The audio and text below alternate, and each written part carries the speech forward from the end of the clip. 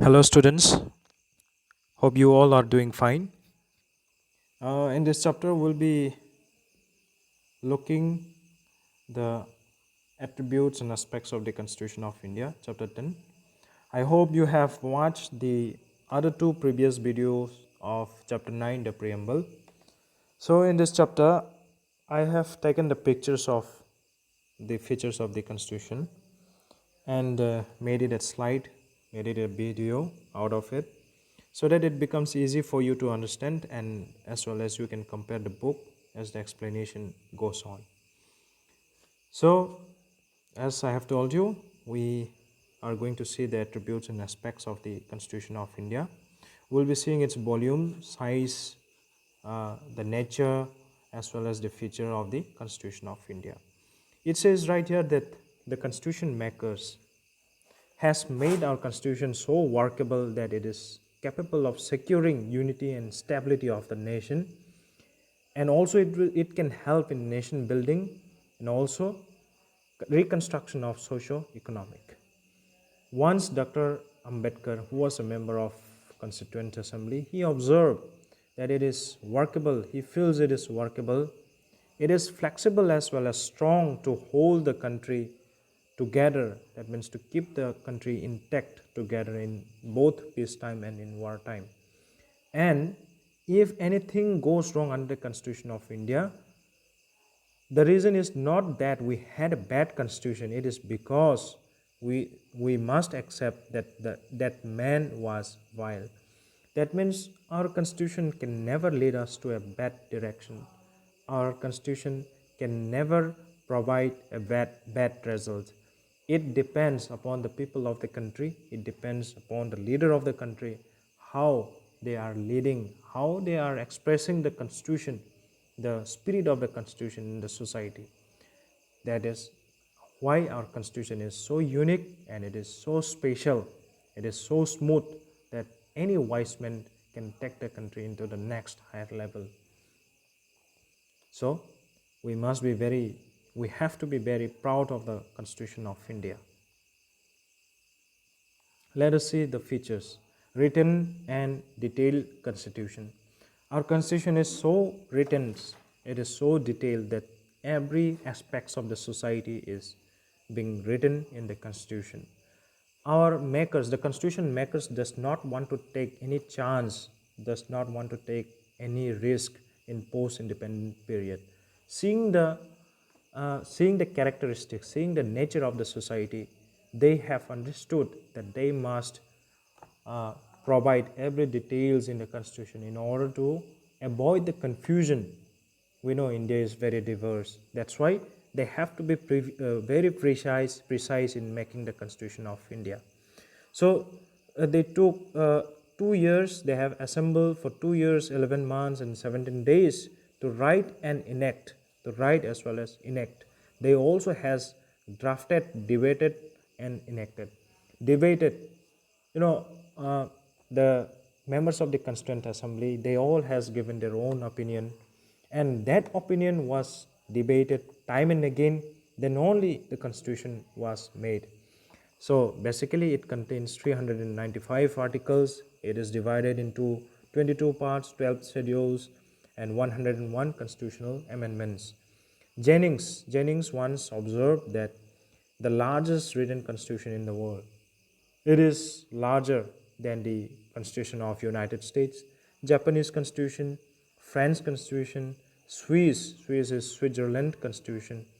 And the reason for its lengthiness is that I already told you, they don't want to take any trouble, as it is written here, okay, written here, faced by the country in the post-independence period.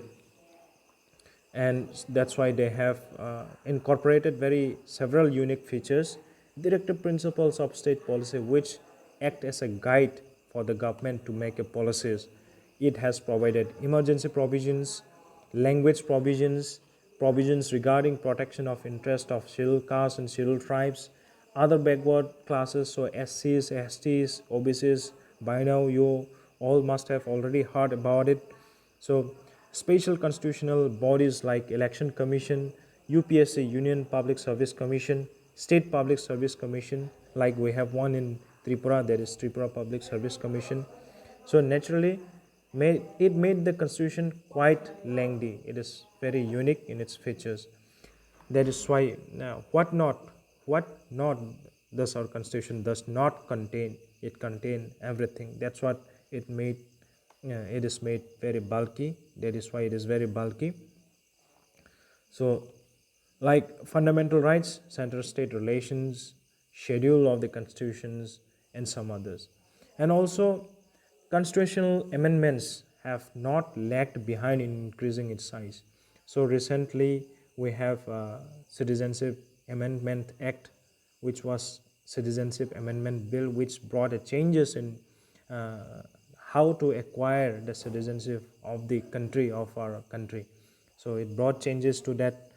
So that is why Citizenship Amendment Bill, this bill has turned into an act, ASCT, Citizenship Amendment Act.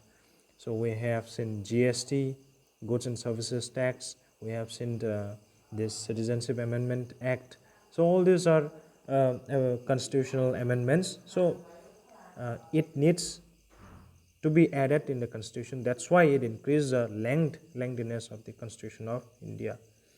So today we have more than 400 pages, large book.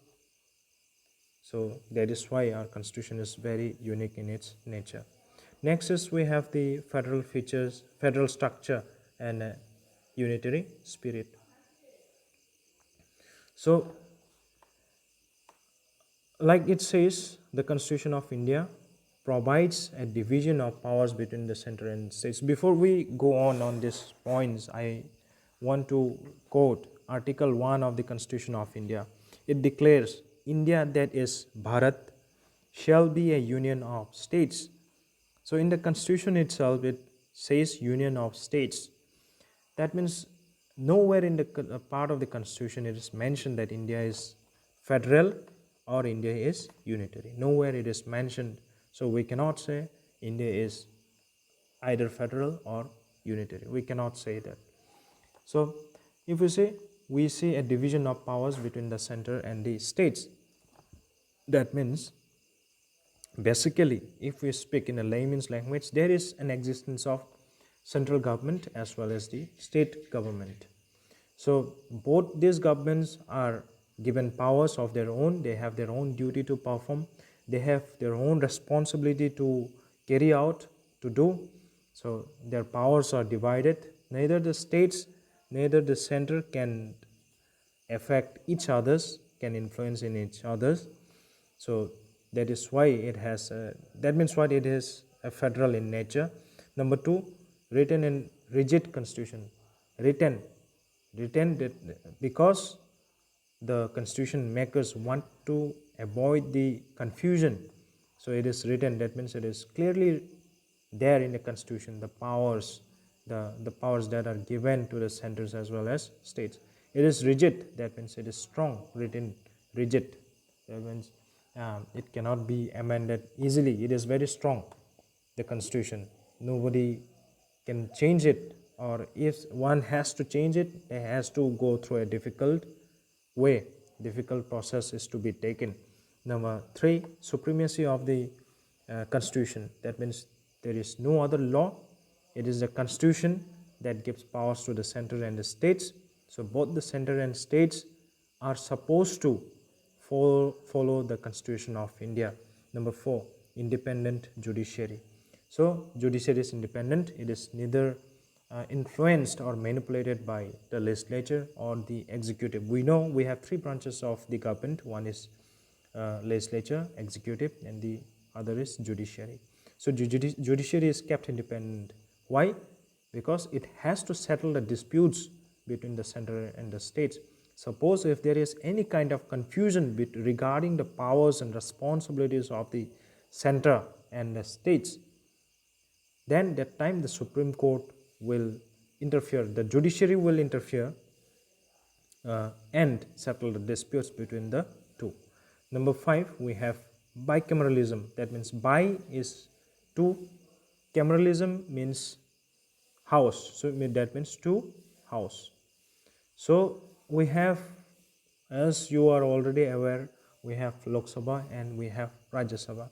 So we will talk regarding Rajya Sabha here. Rajya Sabha means Council of States. That means it is where the states is represented. That means in order to become the member of the Rajya Sabha, first one has to become the member of the State Legislative Assembly, that is MLA. One has to become MLA, member of Legislative Assembly. Then only one can become a member of Rajya Sabha. That means what? That member of Rajya Sabha has the power and responsibility and duty to represent his state, to uh, say what is needed for his states, to speak the people's voice in the parliament, that is in the Rajya Sabha. That means what? It has a federal structure. It's not only Lok Sabha, which is centralized in nature. There is also a presence of Rajya Sabha, which is represented by the states. However, by providing a very strong center, in India we have a very strong center. We have a common constitution. That means we have only single constitution, single law in the country, single citizenship. All the citizens of India, all the members of India has a single citizenship. They are not to hold a double citizenship, that is one from the nation as a whole and the other one from the state. We only belongs to India and we have only one single citizenship, that is citizenship of India, citizens of India. We have emergency provisions. Emergency provisions are those provisions which are which gives power to the President of India. That means which gives power to the central government, so that in any kind of emergency, the central government will take the power, the responsibility of the state. The state legislature will be suspended for a period of time unless any kind of emergency is resolved. That means what? Central government can exercise this special power. That means it has a unitary spirit. So we have common election commission. In election commission we have election commissioner, which is common to all the elections that is held in our country. We have common all India services, etc. So we have Indian Administrative Service, IS, we have IPS, Indian Police Service. So these are all India services that is working in all over India, etc. So the constitution, it clearly reflects the unitary spirit. It reflects the unitary spirit, and also it has a mixture of federalism and unitarianism. That means keeping in view the pluralistic nature. India is very diverse. I always mention you time and again in the class also. Pluralistic in nature, diverse in nature. Every 50-60 kilometers if we travel, we find new religion, new culture. So in respect to that nature, in respect to that characteristics of Indian society, the federal structure has been kept in the Constitution of India. And also in order to keep the country together, in order to maintain the unity and stability, integrity of the nation, it is the center has been made strong, securing unity and integrity of the nation. So unitary spirit is also not excluded from our constitution. So this characteristics is also included in the Constitution of India. So hence we can conclude that the Constitution of India is neither federal nor unitary but a mixture of two. So we can say India is a quasi-federation or quasi-federal. So it was once described by Casey Ware. Next point is mixture of rigidity and flexibility. That means the Constitution of India is both rigid as well as flexible. Some parts of the Constitution of India can be easily amended, whereas some parts of the Constitution of India can be not easily amended, that is very difficult to amend.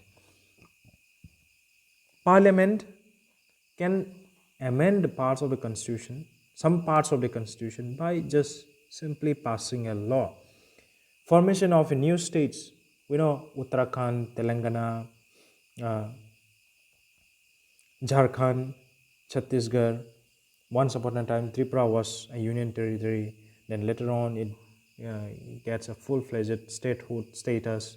So it is up to the central government or the parliament in order to create or abolish new states. Otherwise, it can also increase the or decrease the territories, the size of the territory or states, uh, territories of the states. It can either increase or decrease. Rules regarding citizenship, regarding creation or abolition of Vidhan Sabha, Vidhan Parishad or Legislative Council. Some states like Maharashtra has a two house, Vidhan Sabha as well as Vidhan Parishad. In Tripura, we have only Vidhan Sabha, we don't have Vidhan Parishad. Vidhan Parishad is also known as Legislative Council. So it is up to the central government, up to the necessity of the state whether to create or abolish legislative council.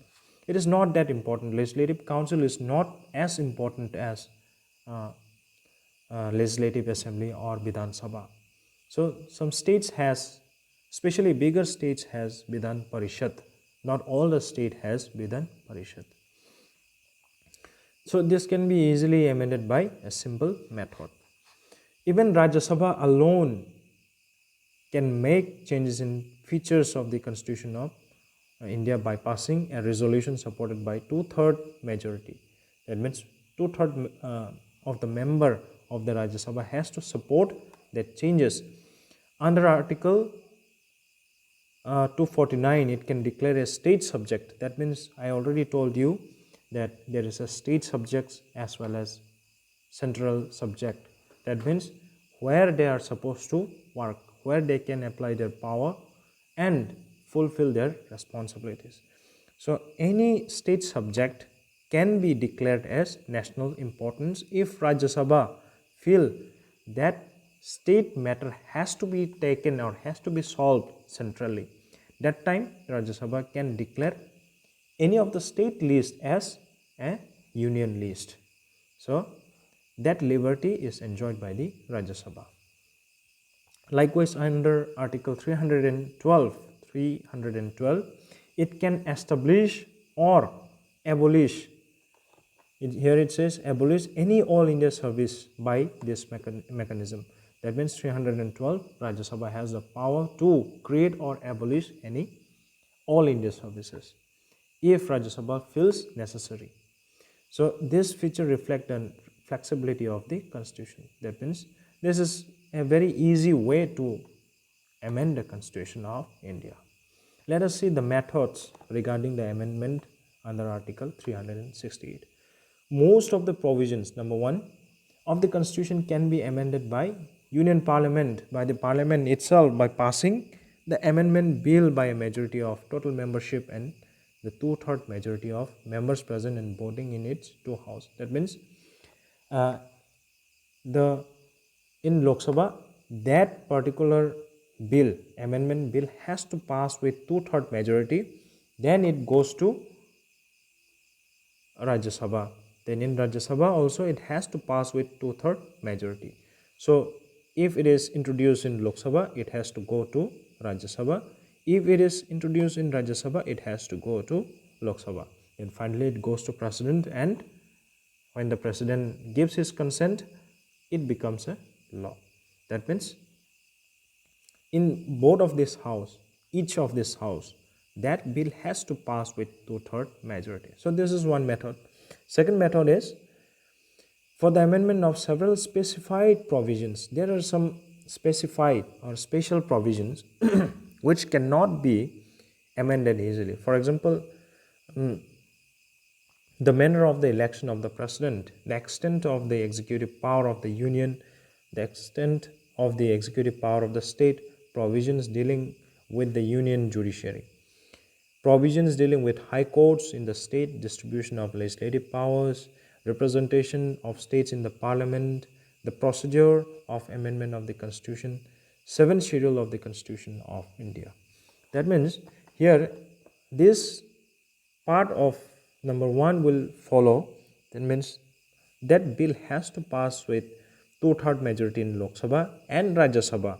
So in both the house it has to pass with two-third majority, and after passing from the union parliament it will have to go to the state legislatures, and this state legislature has to pass it at least one half of the several states. It means if we have 30, so one half of that 30 states has to pass that particular bill, then only it will get the consent of the president. So this part of the amendment procedure is very difficult. So that means it reflects the rigidity character of the Constitution of India. So these are some of the parts of the Constitution which cannot be easily amended. It has to pass with two-third majority in both the house, and also it has to be passed by one half of the total states legislature. So this is the mixture of rigidity and flexibility. Next is we have fundamental rights. Fundamental rights, it is under part 3 of the Constitution of India. Article 12 to 35 tells us about the fundamental rights. It gives us knowledge regarding our rights. So it grants and guarantees the rights to its citizens. Initially there were 7 fundamental rights and granted but the deletion of right to property, article 19(1), 6 and article 31. So this right to property has been deleted from the Constitution of India. Now it has become a legal right. So in article 300A it has been taken from the fundamental rights. Now it is article 300A, a legal rights. We can still claim our right to property. So now we have in total 6 fundamental rights. So that's how our fundamental rights it is. So we'll discuss regarding this in the chapter, fundamental rights chapter, because it has there is a chapter called fundamental rights. The next chapter or the next point is fundamental duties of the citizen of India. So these fundamental duties, it is in the part 4A. Part 3 is the fundamental rights. Part 4A is the fundamental duties of the citizen. It extends from article 51A and is incorporated by 42nd amendment, that is 1976. In the preamble chapter I have told you socialist, secular and integrity, these 3 words was also added in the preamble by 42nd amendment 1976. So these are some of the moral duties as well as very necessary duty of the citizen of India. Though it is not enforceable, that means it cannot be taken in the court. If one does not follow it, it cannot be complained or taken in the court. But these are the duties of the citizen. This does not need any, we don't need, as a citizen of India, we don't need any command or order in order to do these things. Let me read this for you. Respect the Constitution, the national flag and national anthem. So these things are not supposed to be told by anyone. It has to come from within. There has to be a feeling of oneness, unity, brotherhood.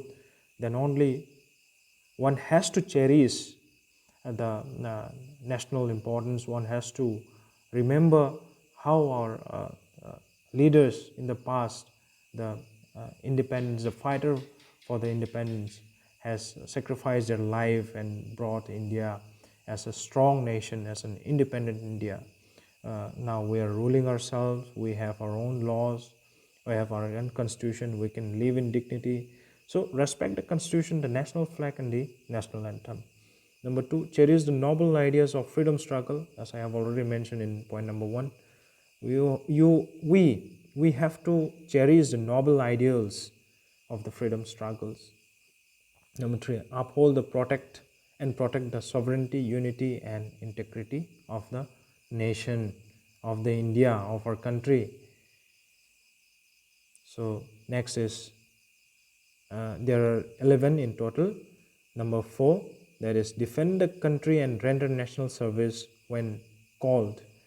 So we are to defend our country and give our service to the nation when we are called to do it by our state, by our country.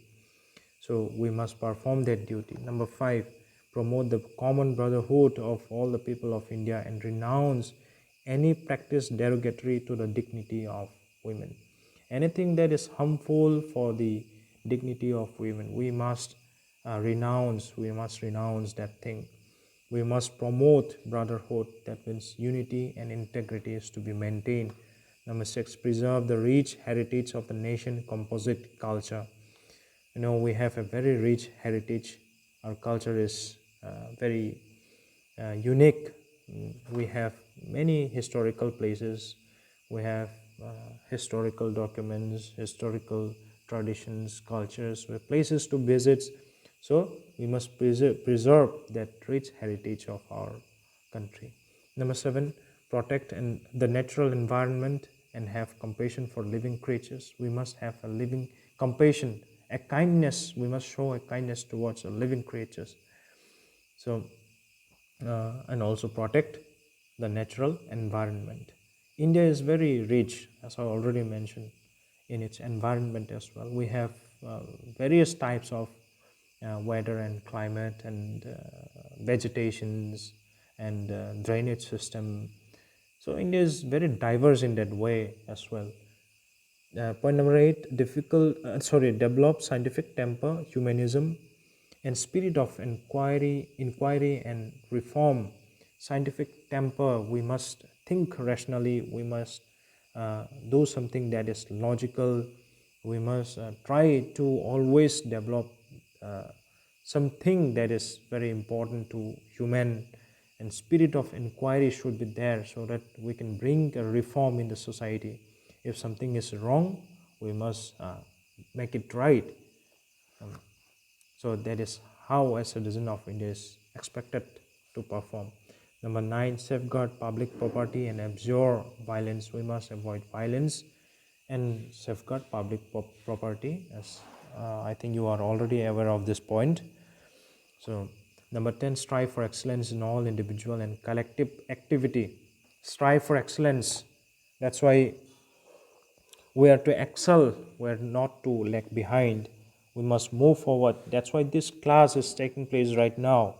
We must not lag behind. All the teachers are trying their level best to keep you educated.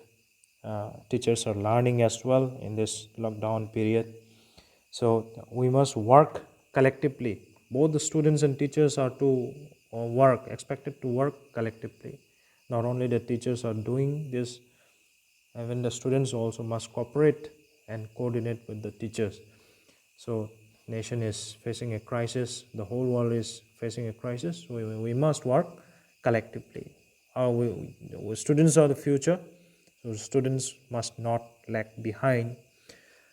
Point number 11, by 86 amendment, the fundamental duty of parents to provide education to their children has been added to the list. So this is also another very important, I hope, why children needs educations. You already knew it. So it has been made a fundamental duty of the parents to send their children to schools for getting educated. So the fundamental duties are, however, not enforceable by the courts.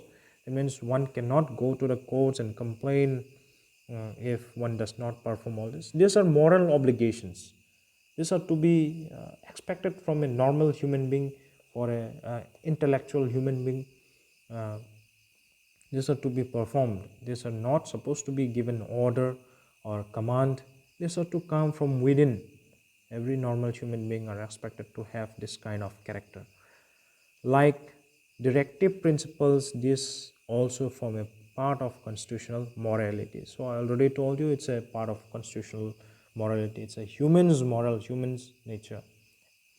So that's it. This is what fundamental duties are. Next point is we have bicameral union parliament. That is, we have Rajya Sabha as well as Lok Sabha. Lok Sabha is also known as lower house.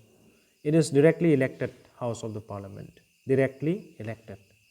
Rajya Sabha is indirectly elected. So Lok Sabha has a strength of 545. So 543 are elected directly. Other two are nominated by the President of India. So they are from Anglo-Indian community. The people of each state elect representatives in proportion to their number. That means according to the population of the state, the uh, the member are supposed to be selected. That means Tripura, according to its population, we have in proportion to the ratio, in proportion to the population, we have two representatives in the Lok Sabha. Uttar Pradesh has 80 seats in the Lok Sabha, Punjab has 13, Andhra Pradesh 25, Telangana 17, West Bengal 42, Maharashtra 48, Bihar 40, Odisha 21, and similarly all other states. So I give you as a task to find out the member of parliament, the MPs, state-wise of all over India, how which states represents how many members in the Lok Sabha. So elections to the Lok Sabha are held on principles. Direct elections are held. Secret ballot is maintained. One voter, one vote. One person can only have one vote. Simple majority vote victory system. That means whoever gets a highest vote, whichever party wins the highest vote, gets the highest vote, that party becomes or form a government. Number 5, universal adult franchise. That is a minimum qualifying age, that is 18 years in India. Previously it was 21 years, but now it has become to 18 years. All persons of 25 years of age or above are eligible to contest election. That means one can become a member of Vidhan Sabha or Lok Sabha when one attains the age of 25 years. So this is the minimum eligible criteria for becoming a member of a legislative assembly as well as a Lok Sabha. So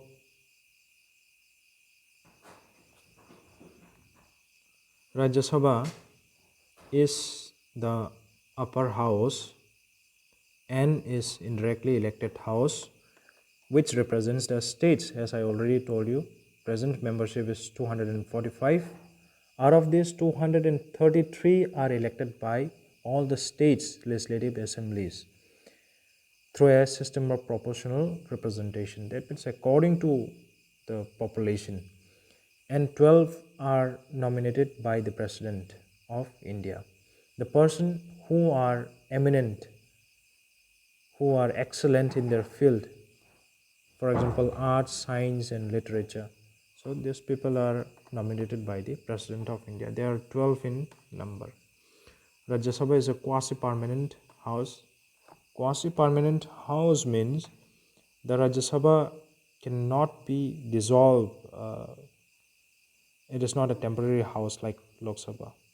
So there is always a member present in Rajya Sabha. One who becomes a member of Rajya Sabha stays for 6 years unless they are terminated for any of their wrong doings or wrong works. So they are to become a member of parliament in Rajya Sabha for 6 years.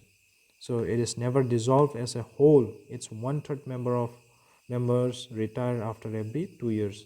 Each member has a term of 6 years. And regarding the powers of the houses, that is the power of Lok Sabha and Rajya Sabha, of the two houses, Lok Sabha is more powerful than the Rajya Sabha because it alone has financial powers, and also it can remove the union cabinet from office. That means the ministers can be removed, and these ministers, this cabinet, are responsible collectively only to the Lok Sabha and not to the Rajya Sabha. That's why Lok Sabha is more powerful than the Rajya Sabha. Talking about the state legislatures, some states can be called unicameral or bicameral. For example, like Tripura has only one legislature, that is Vidhan Sabha. So it is unicameral. Uni is one, cameral is house. Some states like Andhra Pradesh, Telangana, Bihar, Jammu and Kashmir, Karnataka, Maharashtra and Uttar Pradesh has two houses. One is Vidhan Sabha, the other is Vidhan Parishad. That's why it is known as bicameral. Bi is two, cameral is house. So this bicameral state has two legislature, as I already told you. The upper house is the legislative council. The lower house is the legislative assembly. So this legislative council is not as important as legislative assembly. It is just like up to the demand of the state. If it wants to have, it can have, because it sometimes is useful. It helps legislative assembly or Vidhan Sabha to ease its work. It lowers the burden of the Vidhan Sabha. That's why it is sometime important. Legislative council is important sometime. So each unicameral state legislature has only one house, that is legislative assembly. Also, as I already told you, Tripura has only one. That's why it is unicameral, and legislative assembly is the only house that exists in this unicameral state. Two union territories, Delhi and Puducherry, have their own unicameral legislature. In its state, legislative powers are really in the hands of legislative assembly. So that's all regarding bicameral union parliament. So this is the end of this video, whereas I have more to explain the features of the Constitution of India. But for now, the video is long enough. You watch this first, and I'll come up with the next video with the rest part of the features of the Constitution of India. Thank you. Stay well, stay safe, remain at home as much as possible. Thank you.